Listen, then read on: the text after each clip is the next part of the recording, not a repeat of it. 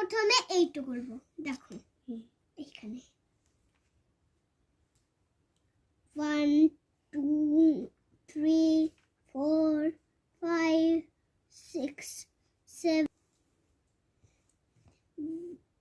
এবার 4টা কাটতে হবে 1 1 2 3 4 এবার কটা আছে আমাকে গুনতে হবে সেটা 1 2 3 4 5 তা 5টা এইখানে বসাতে হবে। চলো বসিয়ে দিচ্ছি।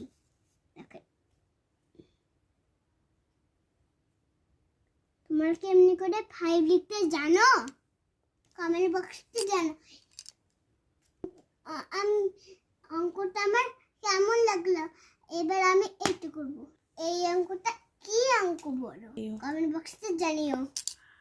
Bye bye.